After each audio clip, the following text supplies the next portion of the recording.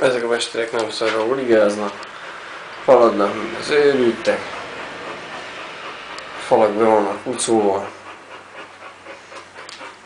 elsimítva, kábellazás egyenlőre kész, pár órával ezelőtt öntötték ki a komrának a komrafalának az alapját, 9 éve a villanyóra, ugye, ez is itt be lett pucolva.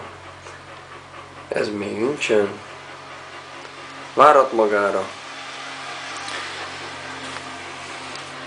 Dokumentálnám, ha odébb tolom a biciklit, dokumentálnám a fal stékságát, a lenti részén maximum 1 centi maltervastagság, elfele haladva már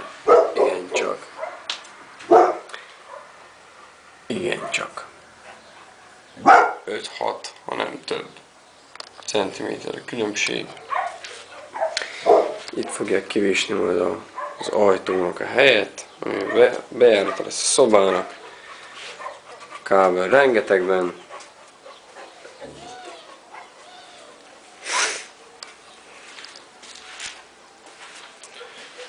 Ez a fele is be van már pucolva.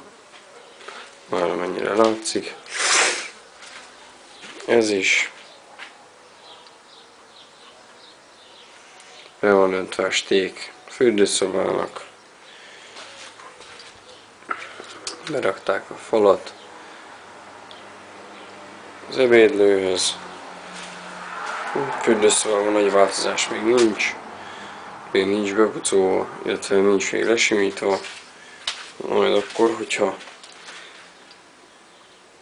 ez is kész lesz. Eléggé dizájnosan néz ki így. Kezd már alakulni. Az ebédlőpontja már teljesen kész. Kivéve ezt a falat. Itt a sűjesztett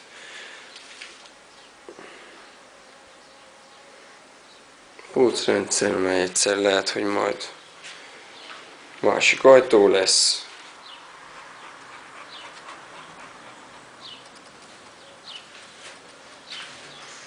Bepucolva, elsimítva.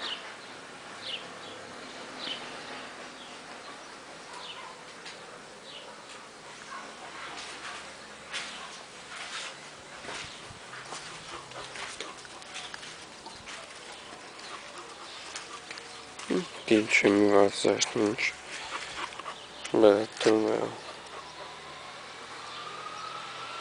a víz és kanalizáció, és többi, és többi. Villanyóra leendő helye, egyelőre csak a régi van betéve.